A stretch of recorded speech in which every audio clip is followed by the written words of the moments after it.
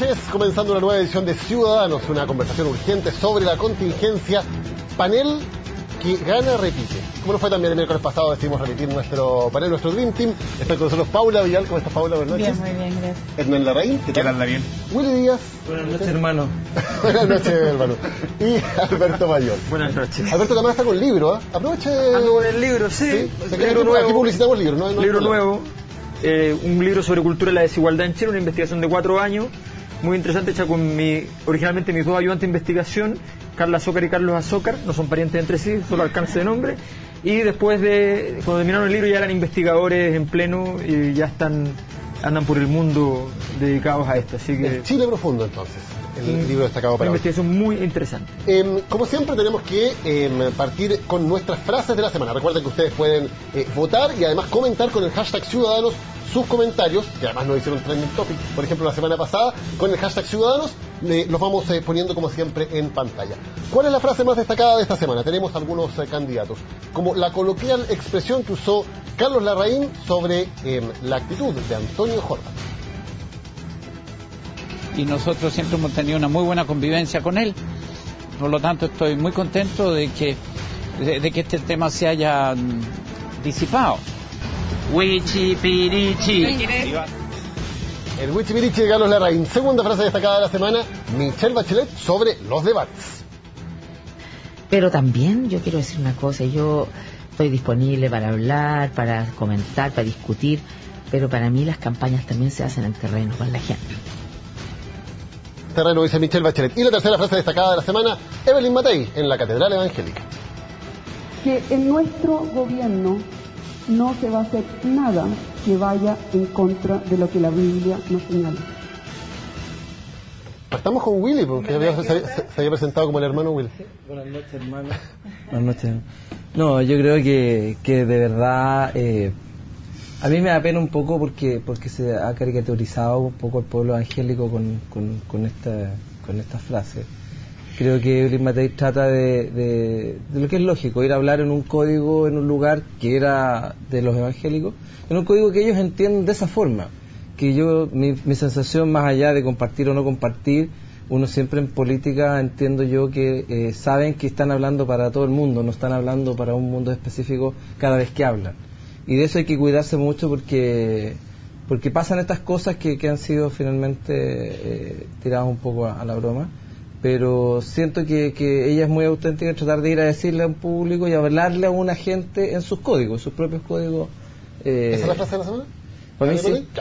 ¿Alberto Mayor?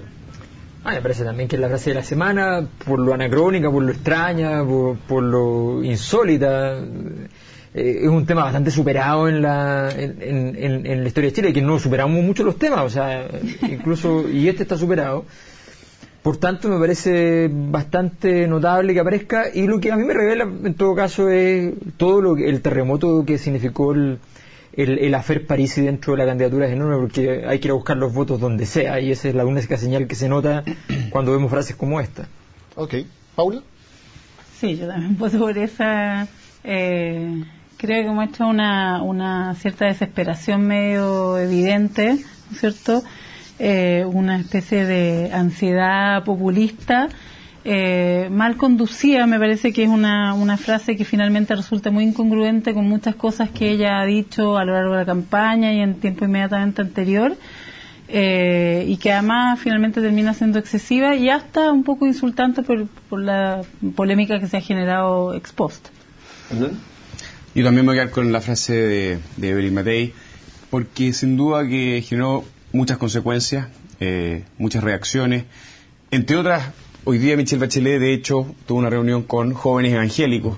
Por lo tanto, esta frase que creo se sale un poquitito de lo que corresponde en una democracia republicana, también genera efectos políticos y Michelle Bachelet también da un guiño a ese mundo. A pesar de que también creo que la frase de Michelle Bachelet sobre los debates a esta altura, cuando ya está claro que hay que debatir, ya están fijadas las fechas, no tiene mucho sentido seguir escapando al desafío de enfrentarse entre candidatas. Habría ganado, pero le ganó Dios. Dios fue más fuerte esta vez. Dios fue más fuerte. Unanimidad en el panel al menos, a ver cómo vota la gente. Todavía no adelantemos conclusiones, ustedes son quienes deciden cuál es la frase más destacada de la semana. Hernán, me quiero quedar con lo que decías tú, y bueno, y claramente el debate lo vamos a abrir sobre este tema porque es el que salta de inmediato. Me llama la atención que dices que esta frase se sale un poco de lo que corresponde en una democracia republicana. Es de tu candidata, tú eres parte del equipo de Evelyn Matei, pero consideras que se sale de lo que corresponde. Y yo no me veo reflejado en esa frase, y evidentemente que desde la Constitución del 25 el Estado y la Iglesia están separados, digamos, y no corresponde gobernar con una Biblia en la mano. Creo que el espíritu de lo que está detrás de lo que dijo Evelyn Matei tiene que ver más bien con reforzar ciertos mensajes en lo que se ha llamado temas valóricos, ¿cierto? En relación al aborto, en relación al matrimonio igualitario, y me falta un tercero, pero fundamentalmente termina, por supuesto, por el contexto, dando una señal completamente equívoca, y yo creo que, aún siendo parte de ese comando, la honestidad intelectual obliga, digamos, a marcar una diferencia. ¿No te hace repensar tu participación en ese comando, tener una diferencia tan clara y explícita con tu candidato?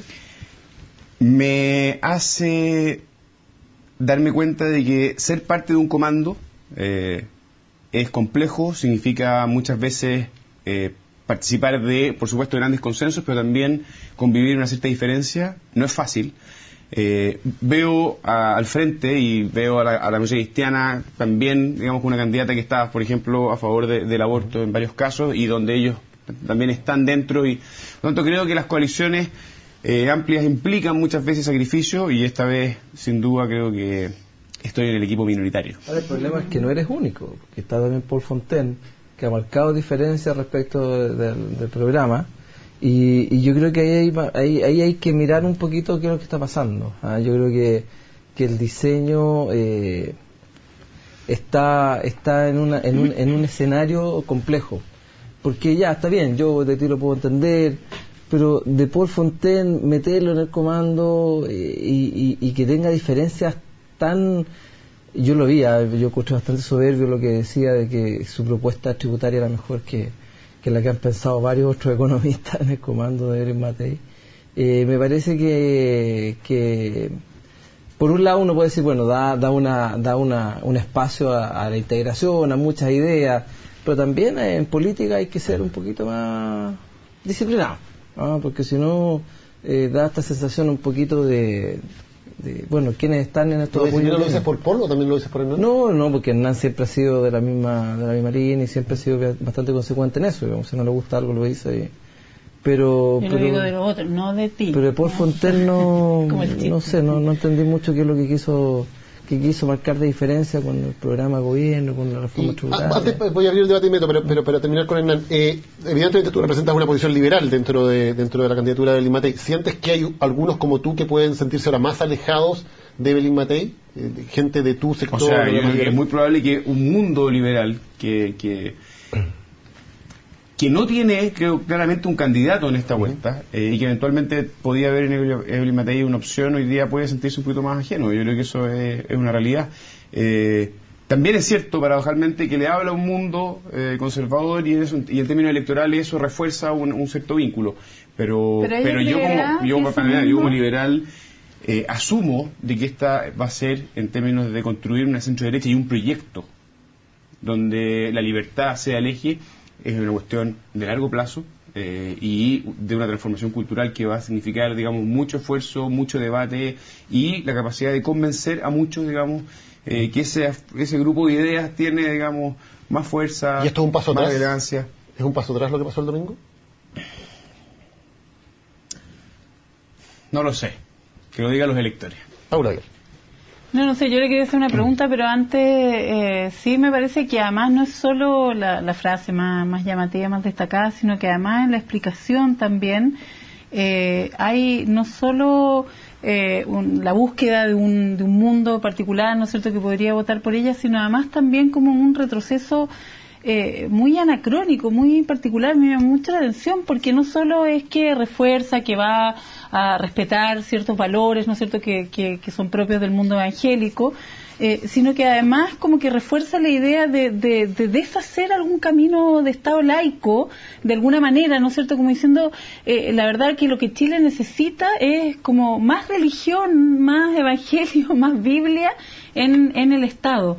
Y a mí eso, la verdad, me llamó la atención porque siento que efectivamente, aparte de innecesario, ¿no es cierto?, es efectivamente anacrónico, que por lo demás no estar en esa línea no significa ir en contra del respeto de los valores, de los símbolos, de lo que sea, ¿no es cierto?, de cada una de las religiones, del respeto, por supuesto, de la libertad religiosa. Y entonces no lo entiendo mucho. O sea, lo entiendo, por supuesto, en la lógica electoral. Evidentemente tiende a un mundo que quiere buscar en el voto. Pero, y ahí viene mi pregunta hacia ti, es que si realmente pensará que es un mundo o un universo de votantes mayor que el que pierde, porque yo creo que lo pierde, ¿no es cierto?, en términos liberales, que a lo mejor es uno que no necesariamente se decantó por ella en esta primera vuelta. Por ejemplo, el mundo de Parisi, eventualmente no creo que se sienta llamada por este mensaje. Es que mi impresión, de nuevo, es que la cuña tenía por objeto transmitir una cosa y el contexto, su pasión, terminó transformándose en otra. No creo que ella confunda la religión con el Estado. Y ella ha demostrado en su trayectoria, digamos, tener una posición bastante más abierta y liberal, y paradojalmente en esta campaña sea más bien ordenado en el mundo conservador. Sí, pues se ha contradicho a sí misma, además, en muchas cosas. ¿Alberto? Primero, a mí me parece muy interesante la reacción del país. Me parece lo más llamativo es eso. Recordemos que hubo una frase más o menos desafortunada, un poco distinta a esta, pero casi tomando excusas por parte de Ricardo Lago cuando estuvo de candidato frente a Joaquín Lavín, cuando dijo que se notaba que la elección estaba muy apretada, qué sé yo, y él estaba muy complicado con esto del voto más religioso. Y él dijo que él era un muy buen cristiano, salvo que no creía en Dios, digamos. Entonces le faltaba un pequeño detalle. Y le costó muy caro eso. Le costó muy caro porque en ese momento en Chile la confusión creciente en la práctica, no en las leyes, en la práctica entre lo civil y lo religioso estaba fuerte.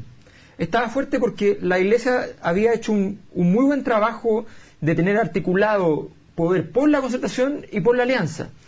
No eran pocos los colegios, fundamentalmente de municipios UDI, donde se rezaba junto con lo que canta la canción nacional, ¿no? En colegios municipales, públicos, una cuestión que en cualquier país del mundo habría sido objeto de escándalo. Bueno, resulta que llegamos ahora a este proceso en el cual aparece esta frase y la reacción unánime del país es decir, ¿qué es esto? O sea, ¿qué diablos significa esto? Y eso es muy interesante. Es muy interesante además que los políticos sigan cayendo en el jueguito porque hay pastores evangélicos, no el pueblo evangélico, hay pastores evangélicos que han vendido el cuerpo de votos evangélicos no sé cuántas veces, ¿ya? A todos los candidatos. Le han dicho que tenemos 2,5 millones, que esos electores están ahí, que es cosa de dar una orden y la cuestión va a estar ahí, desde Vigi en adelante, ¿ya? Esa cuestión ha ocurrido siempre, ¿ya? Y la verdad es que los evangélicos siguen distribuyéndose normalmente y votando por los candidatos como cualquier otra persona, lo que es más o menos normal. Entonces, de cualquier otra religión, exactamente. De cualquier no religión. Por tanto, esa venta, seguir creyendo en el pastor evangélico que uno va y qué sé yo, en ese grupito chico, logra hacer ese negocio, es un negocio muy de temperatura ambiente, pero no existe. Interesante el tema del voto. Sí, no. Aún tienes una reflexión más que es bien particular te ocurrió, porque estas declaraciones fueron hechas el día domingo, ¿eh? Y el día lunes, obviamente el comando se preparó para responder y la verdad es que los periodistas no preguntaron. No fue una reacción inmediata. No hubo reacción, tampoco ni críticas por parte del mundo político, por parte de la oposición, por parte del comando Michelle Bachelet. Y de hecho no hubieron en los noticiarios centrales nocturnos ninguna alusión a esto. Tampoco el día martes sale en el diario La Segunda una pequeña nota. CNN, perdón, me disculpo, pero en televisión abierta. Sí, claro. Y luego el día martes tampoco. Y luego esto revienta nuevamente en El Informante. Y hoy día miércoles Michelle Bachelet hace una pauta con el mundo evangélico. Entonces, ojo, que mi impresión es que en términos de medios masivos y ciudadanía en general, esto no se vio tanto como un conflicto. Y en Twitter y en las redes sociales fue sin duda un megatema durante 2 días y un público probablemente de élite o más informado, más crítico, más politizado, sí sintió que aquí había una gran discusión de por medio. Sin embargo, eso no se reflejó en los medios masivos. Tiene toda la razón, Hernán, que este fue un tema en el fondo en el que Twitter fue mucho más importante en levantarlo como tema, más que la televisión abierta, más que incluso los diarios, en el Mercurio, en el hubo muy poquita información durante los primeros días, y por Twitter, programas de radio, cable, sí se habló mucho en programas, pero efectivamente no fue un tema que desde los medios más masivos no había se le diera la no había conflicto, no había nadie respondiéndole a Evelyn Matei. Y los partidos y los comandos cuidaban ambos naturalmente la relación electoral con el mundo evangélico.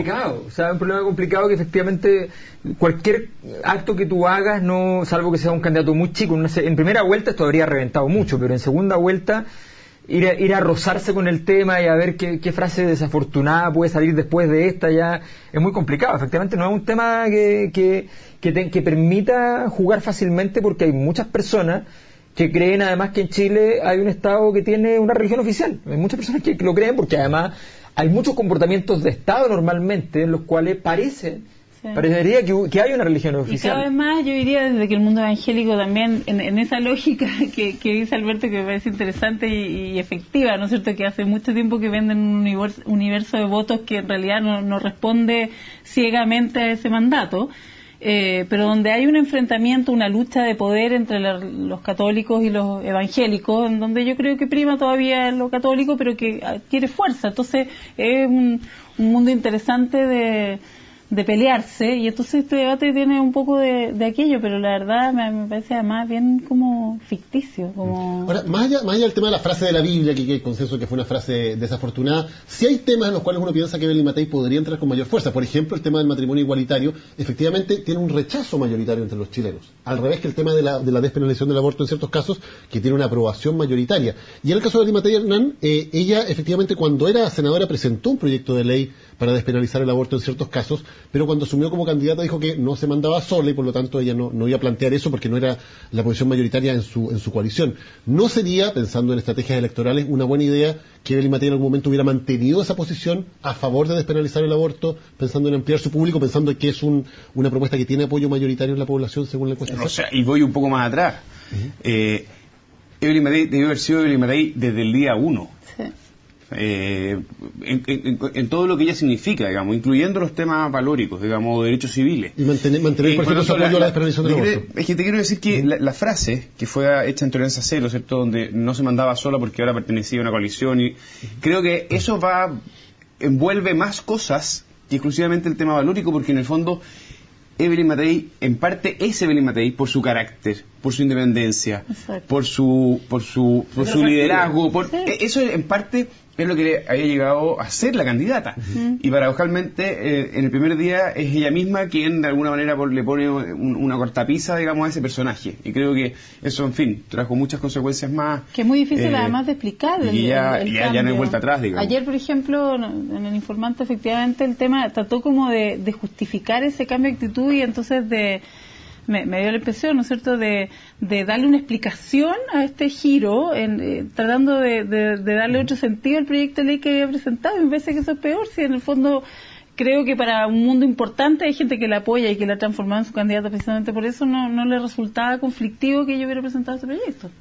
Yo veo muy desajustada efectivamente la candidatura Matei en ese sentido, en el sentido de que de pronto anda buscando el lugar donde pararse, pero de repente se pasa para el mundo conservador, de repente tienes código, y es muy complicado para el mundo liberal esto, porque el mundo liberal hay cosas que no puede decir porque es muy distinto ser conservador y decir ciertas cosas. Yo soy conservador, por ejemplo, y digo que creo en la pena de muerte, y la creo por cosas trascendentes, porque soy un conservador, porque creo en Dios, porque creo en el demonio, en el cielo y en el infierno, porque creo en el orden social en un nivel máximo, ¿ya? Entonces eso es aceptable, porque por lo menos hay una escatología, una trascendencia extraña, misteriosa, para mí inexplicable, pero hay algo. El liberal, cuando dice tipo cosas como esa, y creen la pena de muerte, suena como un asesino, o sea, literalmente, porque un tipo que se suena pragmático. El liberal siempre dice, no, esto tenemos que hacerlo porque es mejor para la sociedad, porque mejora los indicadores, no sé qué cosa. Claro, o sea, baja los índices de delincuencia. Claro, pero es un asesino, o sea, no hay ninguna... Entonces, de verdad, hay que tener mucho cuidado cuando alguien viene de un mundo un poco más liberal y trata de vestirse conservador, porque tiene que asumir un conjunto de discursos que sin ello es completamente inaceptable e incomprensible. Yo creo Además que es un poco innecesario, porque ese mundo más conservador, ¿qué hubiera hecho? O sea, ¿no va a votar por Evelyn Matei? En definitiva, si es que ella no tiene estas expresiones, no tiene estas señales, está secuestrado, tiene que votar por ella. Va a votar por Bachelet, va a dejar de votar. Yo creo que eso es un público relativamente cautivo en este encuentro entre dos candidatos. Hay que movilizarlo, pero resulta mucho más fácil, aún con expresiones y proyectos como este, que probablemente cerrándose a otro universo. La única que forma de movilizarlo es acercarse a la otra candidata. Sí, toda esta cuestión, todo este invento de que ahora la gente hay que motivarla para que se levante. Yo le quiero informar a todos los candidatos que la gente se levante el día de las elecciones, siempre. O sea, todos los días se levantan, ¿ya? Y ese día el problema no es que se levanten o no se levanten, el problema es que no van a votar.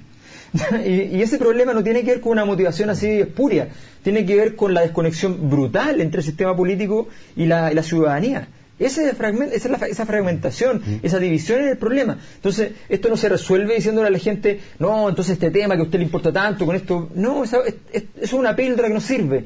Aquí hay una cuestión mucho más estructural. Yo creo que Evelyn Matei en general va a contrapelo. Fíjate que tú hablabas del tema del matrimonio homosexual. En una encuesta que nosotros hicimos en la Universidad de Santiago, el 49% estaba de acuerdo o con matrimonio igualitario o con acuerdo de vida en pareja con adopción de niños. ¿Ya? 49%. O sea, la curva de crecimiento de esos dos indicadores es enormemente grande. Según la CEP todavía hay una clara mayoría que está en contra del matrimonio. Claro, pero resulta que cuando tú desagregas la pregunta y le planteas todas las alternativas, es muy distinto. La enunciación de las preguntas que hace mucho. Uno puede pelear con la CEP 6 meses diciendo, mira, esta enunciación podría ser distinta. Y efectivamente, cuando tú desagregas y das muchas alternativas de respuesta, te aparece inmediatamente que suman 49% quienes están o por matrimonio o por acuerdo de vida en pareja con adopción. Y eso es creciente. Entonces, cuando tú vas contra la tendencia, es muy complicado. Muchas veces tú puedes sentir el número absoluto, pero es mucho más importante en el clima ambiente para dónde va la curva. Y la curva es de crecimiento de ese tema y en muchos otros temas donde Matei se ha ido poniendo más conservador. Hay una explicación electoral que es bastante, entre comillas, simple.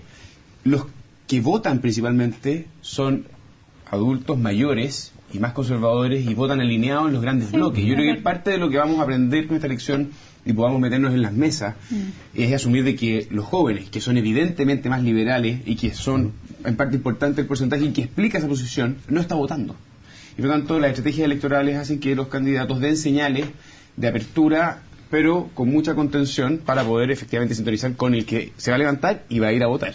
Pero por lo mismo, si va a ir a votar, vicioso, claro, necesitáis darle esa señal, porque si el que es más difícil que vaya a votar, a lo mejor tenéis que atraerlo con tu discurso. Entonces, si ese votante más liberal escucha que la candidata por la que podría eventualmente entusiasmarse ir a votar le está diciendo, mira, ¿sabe qué? Yo voy a ir con la Biblia gobernando, yo no voy a votar. A mí me pasa que estamos hablando de un duopolio de liberales y conservadores que creo que es una discusión de fondo profunda que todavía no está suficientemente clara. A mí me pasa que yo veía una Evelyn Matei distinta. Creo que efectivamente no necesita ir a hablarle al voto conservador, porque el voto conservador está ahí, ha estado ahí y siempre va a estar ahí. Y yo creo que ese es el piso con el que ella partió su campaña.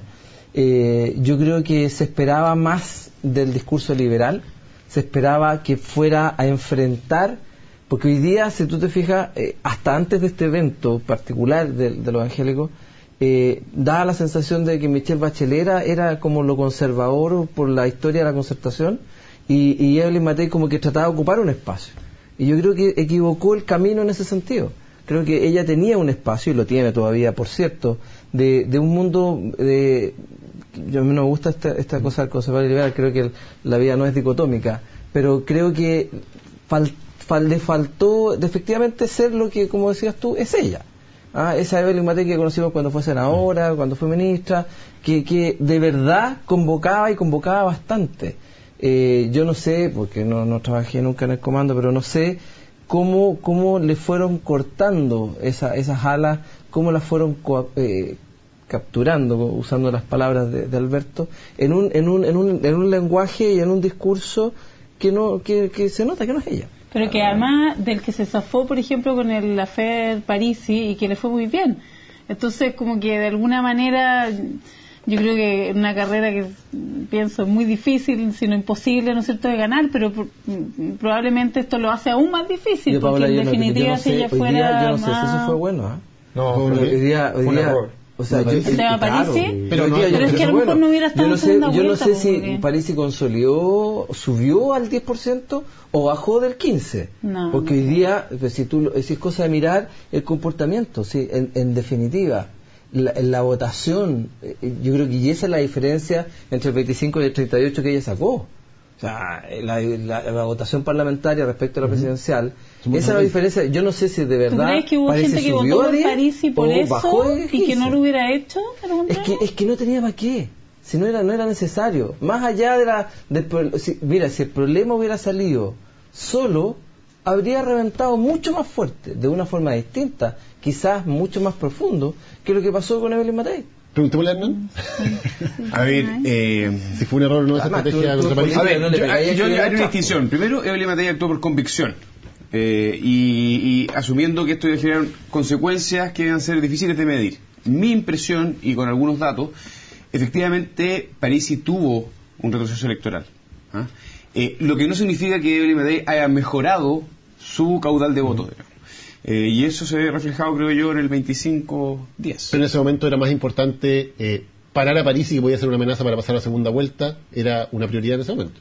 Sí, pues. Es que si se ven en términos electorales, mi punto es que ella actuó, pero supo los datos, dijo esto, y apareció la Evelyn Matei que todos conocemos, dijo yo voy para adelante, esto es una vergüenza, hay que denunciarlo. Pero en términos electorales la lógica era que París iba subiendo, era una amenaza y había que frenarlo. Esa era la lógica electoral. Se puede hacer esa lectura. Que yo estoy de acuerdo con lo que dice Willy, que uno no golpea al que viene atrás, sino como que intenta... Salvo que el de atrás te va a pillar, por supuesto. Pero el problema en términos de imagen y lo que parecía esa coyuntura es que efectivamente la podía pasar, entonces, no sé, en ese minuto pareció un golpe. La mayoría del comando no supo, y los pocos que supieron se opusieron. Claro. Oye, porque el hecho puntual era el mismo. Si se hubiera enfrentado desde el punto de vista de cómo se hacen estas cosas, si esto es un diseño, tú pones a otros en la primera línea, algún parlamentario, algún diputado, algún senador, haciendo la misma pega y dándole un espacio, un respiro al candidato, que puede incluso después tomar una posición más dura. Y ir a arremeter, pero sobre algo que ya está encima de la mesa. Sí, estoy de acuerdo en la estrategia de exponerse ella, pero al final también es especulación saber el resultado. O sea, yo lo dije desde el día uno, no he cambiado nunca mi opinión, creo que fue un error enorme. O sea, de verdad, es inexplicable. O sea, no hay razón alguna para haber hecho eso. Hay varios aspectos. Primero, que el error permitió que hoy día hay un conjunto de votos, que son los votos de Parisi, que fueron de derecha y ya no son más de derecha. O sea, ese voto para esta segunda vuelta. Es que ese voto está en un clima como el actual, donde además está muy revuelto el río, donde hay transformaciones valorativas, donde hay cambios importantes en el país, ¿ya? Tú sueltas un voto y ese voto se fue. Ya ese voto está migrando, ese voto hoy día el candidato le metió en la cabeza a la Asamblea Constituyente, eso alejó kilómetros de distancia a la derecha, o sea, ese voto ya está muy lejos. Entonces, objetivamente, además la candidatura de Parisi pasó por muchas etapas de distintos sectores políticos. Nació en las periferias de la izquierda, ¿ya? Y terminó cerca del corazón de la derecha. Pero ese recorrido le permite tener votos de distintos lados, que construyó un perfil un poco caótico. Y resulta que, si ella quería obtener esos votos, primero era bastante discutible que Parisi lo hubiese alcanzado, ¿ya? Y si había alguien que tenía que discutírselo a sí misma era ella, ni siquiera los analistas. Ella era la que tenía que pensar en eso, qué hacía con ese tema, ¿ya? Y en segundo lugar, es muy absurdo que el candidato sea el que ataque, lo que sea Willy, o sea, el candidato ataque, porque tú después vayas a conquistar esos votos y no le podés decir al tipo que está ensangrentado, o sea, te enfrentaste en una pelea directamente. Entonces, faltó estatura, faltó visión, y a mí me parece que al final lo que termina pasando es que Parisi se transforma insólitamente, ¿ya?, en un fenómeno que arrastra a la derecha a una crisis mucho más grande de la que ya el contexto le venía dando. Un contexto... yo no estoy de acuerdo. Fíjate, no, es que, a ver, Franco Parisi, como consecuencia del enfrentamiento de Evelyn Matei, vivió 3 semanas dando explicaciones. ¿Ah? Hoy día, además, las cosas como son, su firma está bien, pero son dos cosas distintas. Porque tú dices, fue un error haberlo hecho. Porque me imagino que tu punto es básicamente porque electoralmente no le convenía a Evelyn Matei. Por supuesto. Era una candidata, estamos hablando de eso. A mí me parece discutible. Al menos con claridad contuvo el crecimiento de Franco Parisi y al menos mantuvo el de ella. Puede llegar a 15. Pero está bien. No, yo creo que fue un retroceso para Parisi. Y al final nunca vamos a poder tener el contrafactual de esto porque solamente... Claro, exactamente. Si no lo hubiera hecho, hubiéramos podido evaluar y tener la certeza de la respuesta. Pero en política no hay publicidad buena o mala, hay publicidad. Y aquí hay publicidad buena y mala. No, perdona. Yo creo que lo de Parisi fue un retroceso. Yo creo que los hechos... Sí, pues para él, claro, por supuesto. O sea, hay publicidad mala. En este caso, para Parisi le costó, claramente. Es por el hecho objetivo. Pero lo hizo más conocido. No. Piense usted que Parisi construyó su plataforma en las universidades. O más conocido para mal. Fue mortal para Parisi. Yo creo que... Vamos a seguir con este debate, pero tenemos que hacer una pausa en Ciudadanos y ya estamos de vuelta. Vamos a hablar de Michelle Bachelet en el segundo bloque.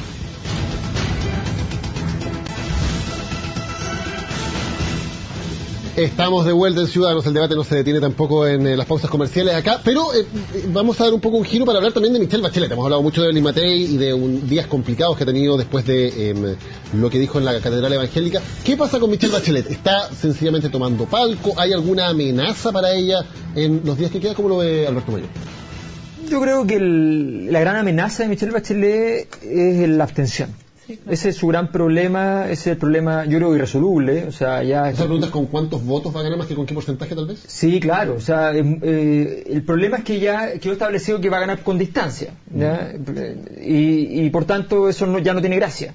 En gran medida por todo el triunfalismo original del mismo comando, que ha tomado una serie de decisiones, a mi juicio, bien discutibles. Pero ahora nos encontramos con una situación que es más compleja porque Michelle Bachelet era la llamada a, en el fondo, reanimar este sistema político exánime, ¿ya?, de votos sin capacidad de poder vincularse con la ciudadanía, y ella parecía que ella traía toda la energía para poder hacer que esto funcionara. Y resulta que no funcionó. No funcionó en primera vuelta y todo parece indicar que no va a funcionar en segunda vuelta.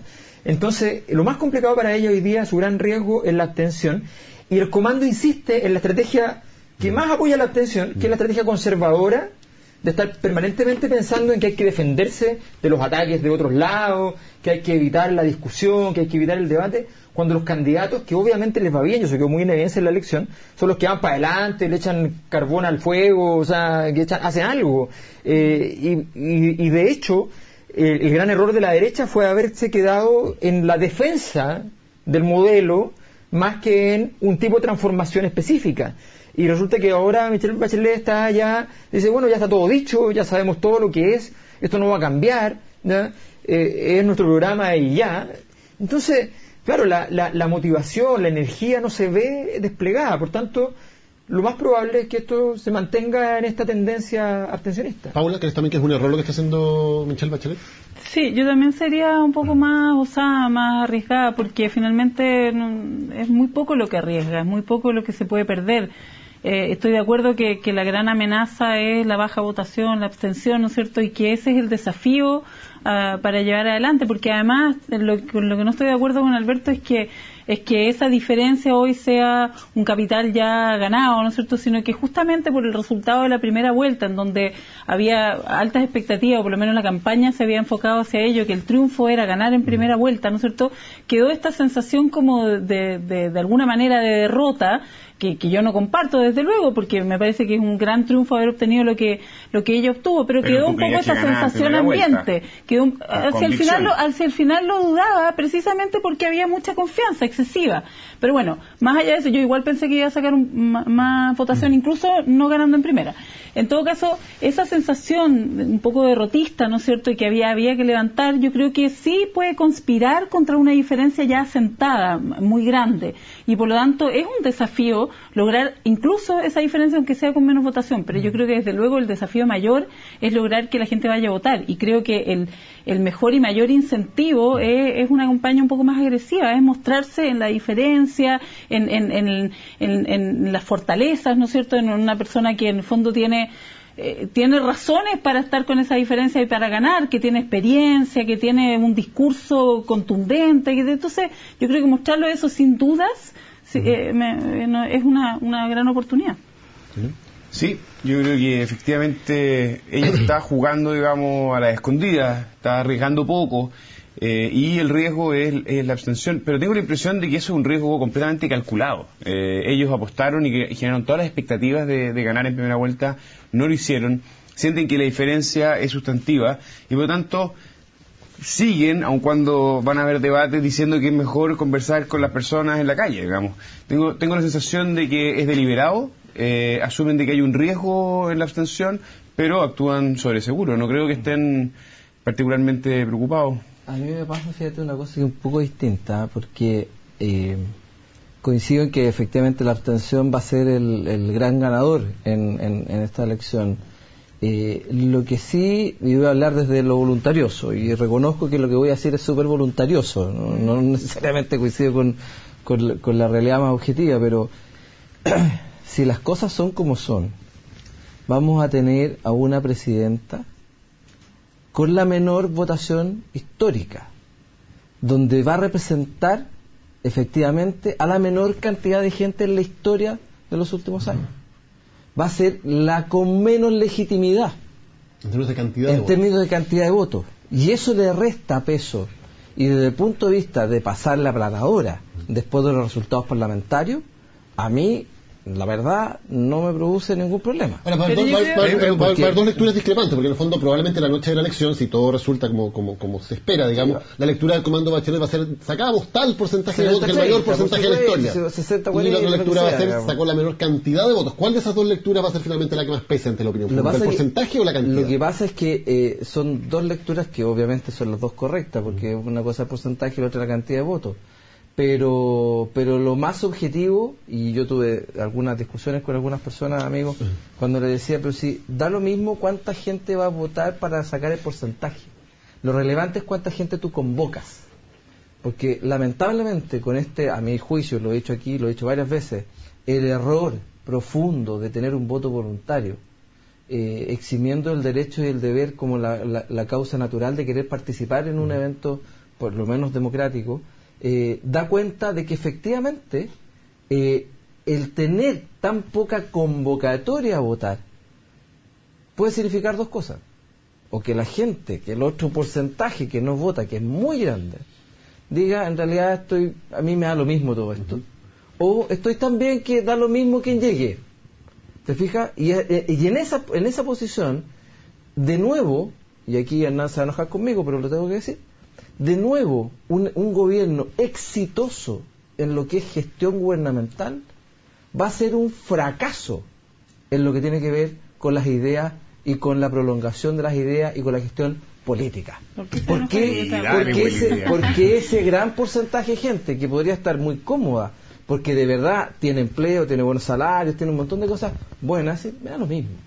Ahora, logra captar ese voto. Yo creo, Willy, que ese argumento es como bien contradictorio con lo que ha sido la constante del gobierno y de tu sector, ¿no es cierto?, en términos de la mayoría silenciosa, que durante todas las movilizaciones, durante años en consecuencia, en los últimos años, ha dicho que ellos son una minoría, que no representan a la mayoría silenciosa, que es en realidad la que apoya a otra causa, y por lo tanto sacar la conclusión de que quienes no van a votar no están realmente apoyando a la candidata ganadora es también un poco ilusorio, porque finalmente lo que uno podría también argumentar, y que dentro de la especulación perfectamente posible, es que esa gente está segura de que Michelle Bachelet va a ganar, como probablemente lo está la mayoría. Si tú haces una encuesta, la mayoría de la gente te respondería que sí va a ganar Michelle Bachelet, independiente que vote por ella o no, ¿no es cierto? Y por lo tanto, en esa certeza no tiene ningún sentido, ningún incentivo ir a votar. Y entonces allí sí el porcentaje, porque finalmente la gente que está interesada en participar en el proceso pasa a ser un factor relevante. A mí me gustaría minimizando a la gente. Yo creo que la gente es más inteligente de lo que tú estás diciendo.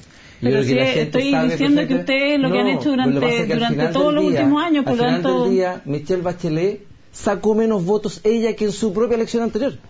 Convocó pero ella, es la mucho primera menos vez con gente. el voto voluntario, ¿cómo vas a sacar ese factor del debate? O sea, es una realidad que evidentemente con es un factor mayor que iba a afectar con mayor la razón, elección. con voto voluntario, si no, ella no, hubiera con sido, menor razón, po. Con mayor razón, si el voto, con voto voluntario, si ella hubiera sido ese fenómeno, habría ido mucha más gente a votar. No, porque es un fenómeno en el que la gente da con certeza. Paula, todo el mundo sabe que ella va a ganar. Convocó menos gente y se acabó. Bueno, hubo menos gente dispuesta a ir a votar por ella. Me gustaría hacer un punto. Yo creo que van a ocurrir dos cosas. En términos de opinión pública, va a ser el porcentaje que va a hacer la diferencia y eventualmente lo que se va a instalar es que si salen las cosas como deberían ocurrir, digamos, va a tener una mayoría importante y todas las expectativas y todas sus promesas van a quedar, además tiene una importante mayoría en el Congreso, en responsabilidad de ella. Pero creo que también va a ocurrir, más bien en la dimensión de los analistas, de los académicos, una conversación abierta, y es que la baja de participación electoral, incluso con el cambio de padrón, ha sido sistemática. Recordemos que uno de los argumentos para abrir el voto voluntario era aumentar el padrón y por lo tanto obtener más participación, y eso no ocurrió. Dato 1. Dato 2.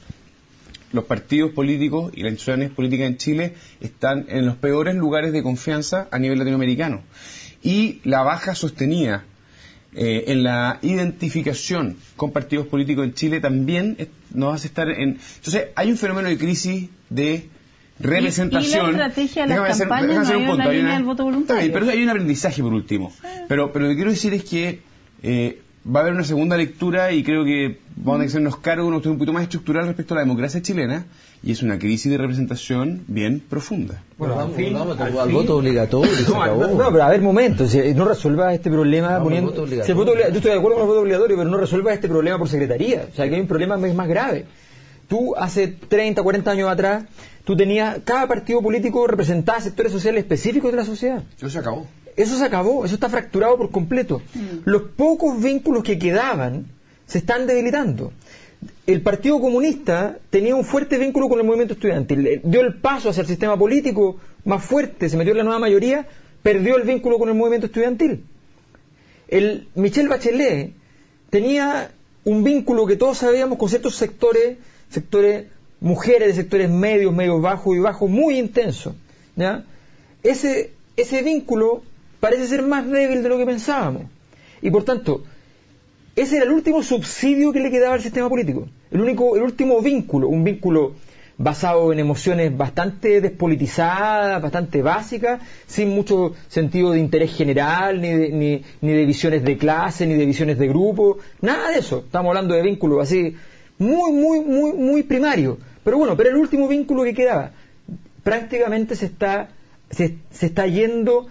disolviendo ese vínculo. La preocupación que debe tener el sistema político tiene que ser estructural. Es muy importante lo que dice Hernán. O sea, esta cuestión no es simplemente, esto no es fiebre. Ya no se le quitó la fiebre al enfermo. Esto no es fiebre, no se va a quitar. Y te quiero dar un dato más, que creo que también es, siguiendo el mismo línea argumental. El voto de Bachelet está cifrado en su persona. Y por tanto, y eso ocurrió desde que salió como expresidenta, manteniendo niveles de aprobación, estando 3 años fuera de Chile sin hablar, digamos, volver a Chile, mantener los mismos niveles de aprobación. Quiero decir que su programa, la nueva constitución, la reforma educacional, la reforma tributaria, no es lo que sustenta ideológicamente el voto. El voto sigue estando anclado en la relación personal entre un grupo de ciudadanos y ella. Por lo tanto, creer, digamos, que el cambio de la estructura institucional, la educación gratuita, van a darle causa institucional a lo que está ocurriendo, me parece que es realmente engañarse. Hay una cuestión mucho más profunda respecto de nuestra democracia y la representación en Chile. Ahora, probablemente, decíamos si Bachelet van a estar probablemente estas dos lecturas contrapuestas del porcentaje o la cantidad de votos. Lo que parece evidente es que, si todo se da como se ha dado hasta ahora, para la derecha la lectura va a ser bien clara, porque le va a ir históricamente mal en porcentaje de votos y también le debería ir históricamente mal en cantidad de votos. O sea, parece que ahí no va a haber por dónde, si todo sigue como hasta ahora. Yo creo que lo que tiene que salvar en la centro-derecha es su peso electoral en el Parlamento. Y lo que va a tener es, para empezar, el fin de un veto que tuvo durante años.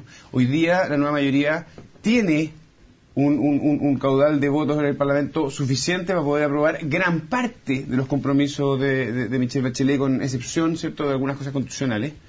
Y con todo, también es una ficción pensar de que ellos son una masa ordenada de votantes. Porque de un Gabriel Boric a un Andrés Saldívar hay un universo. La mayoría está bien, pero entonces son los votos que tienen que sumar para alcanzar lo que te quiero los decir es que la nueva mayoría más los movimientos independientes, y con todo, entre la democracia cristiana y el Partido Comunista, que sí son nueva mayoría, hay una distancia ideológica que no va a ser tan simple de ordenar desde la moneda. Entonces, un poco me sumo a lo que dice Alberto. Yo creo que aquí se está abriendo un nuevo ciclo que es post-transicional, ¿cierto? Se acabó la transición y todas las consecuencias y efectos que tenía, digamos, de avanzar incrementalmente con mucho respeto y nacionalidad, y se abre una etapa completamente distinta que es mucho más incierta, mucho más impredecible, y fruto de negociaciones permanentes. Y eso va a ser lo más difícil de administrar, porque administrar un gobierno desde lo que bien dice Hernán, digamos, de que está más bien centrado en sus características humanas de Michelle Bachelet, a tratar de ordenar un parlamento que va a ser muy difícil. Van a quedar en evidencia aquellas cosas que fueron más bien fruto de la necesidad de ocupar un escaño en el parlamento, de ponerse, el caso patético de Camila Vallejo, dijo: yo no haría campaña por Michelle Bachelet, y después estaban todas las fotos con ella. Yo creo que lo instrumental para muchos de esos parlamentarios, que ahora que ya están electos, saben que van a tener un escaño, o por 8 o por 4, dicen: oye, un momentito, esto no me gusta tanto, digamos. Y ahí es donde, lo que muchas veces discutíamos con Paula, vamos a ver si efectivamente tiene el peso para gobernar, para ordenar lo que tiene que ordenar. Yo creo que no lo va a tener. Yo creo que no lo va a tener, porque yo creo que nunca lo tuvo. Ahora, ella perdió en 2006 su mayoría en el Parlamento en 6 meses. Por supuesto. Yo creo que esto va a ser en 6 meses o menos. A ver, yo creo que aquí hay una... 100 días, acuérdate que hizo un programa de 100 días. No pretendo ni con mucho que se entienda que estoy defendiendo a Bachelet, pero... Vamos, mayor. Pero debo decir que el problema... Miren cómo pero el problema no es Bachelet, sino que el problema es estructural. O sea, perdón, pero el desbarajuste que se le armó al señor Piñera fue mayúsculo. ¿Ya? Lo único que se le ocurrió fue tratar de mandar fuerzas especiales a donde aparecía alguien en una calle, y así le fue. Entonces, de verdad que hay un problema estructural. Si este problema... A ver, los candidatos que han aparecido en Chile han aparecido por razones completamente espurias, accidentales. ¿Ya? Son los accidentes los que han construido candidatos. Goldborn, Alaman, o sea, Alaman tiene como ministro de Defensa un accidente. También, y el accidente de Longueira. Claro, y finalmente, o sea, van apareciendo efectivamente los candidatos porque pasan cosas que, como tragedia o como situaciones milagrosas, anclan a estos líderes con un momento, una situación, con una condición situacional. Bueno, eso revela la precariedad del sistema político. Lo que hay aquí, el problema que va a tener la Constitución lo va a tener Michelle Bachelet. Ese problema lo va a tener y va a ser grave. Pero es grave porque resulta que llevamos mucho tiempo administrando algo que se va a morir. Si hay algo que se va a morir en el fin de la transición, son los dos grandes bloques. Se tienen que morir. Sí, pero también hay el punto de partida de los cambios que se produjeron, más relevante, ¿no es cierto?, de ir hacia el voto voluntario, partían de una base ficticia, que era el interés de la ciudadanía chilena en participar en la democracia, en sus distintas instituciones, ¿no es cierto?, porque la verdad es que hasta donde se había producido la gente que primero se inscribió por un interés completamente distinto que después se fue perdiendo, que era salir de una dictadura, ¿no es cierto? Y que se mantuvo en ese mismo límite, que después estaba obligado a votar. Entonces, el nuevo electorado que se abrió con la inscripción automática no tenía por qué motivarse con un voto voluntario, no tenía por qué enterarse. No, la gente no está obligada a votar. La gente voluntariamente participaba ejerciendo un derecho. Y pero cuando Willy, nace el derecho, por nace eso el deber. hago el punto voto, de la dictadura de salir de ello, porque la gente que se inscribió, el universo fuerte que votaba es la gente que se inscribió originalmente, ese padrón no fue creciendo, entonces esa gente sí estaba obligada a votar. Sí, pero no tenemos que despedir, estamos en el tiempo, una gran conversación hoy en Ciudadanos, ojalá que no lo reten mucho en el comando mañana, Hernán. No, vamos, valora la diferencia y la diversidad. La diferencia hay un Así gran es. valor. Donde hubo unanimidad aquí fue en elegir la frase de la semana. Veamos qué es lo que dijo el público, a ver si está de acuerdo con ustedes o no. Vamos a ver los candidatos. Sí, efectivamente, al fin le dijeron que... Esto es un caso, pero... Es que está hoy, esta semana. 65% de los votos por Evelyn Matei como la frase de la semana. Yo creo que ahí tuvo algo que ver. Avísenle a Matei que ganó algo. Oiga. Pero 65% de los votos, que no es poco. Los dejamos con la frase de la semana y los esperamos el próximo miércoles nuevamente aquí en Ciudadanos. Que estén muy bien, buenas noches. Que en nuestro gobierno no se va a hacer nada que vaya en contra de lo que la Biblia nos señala.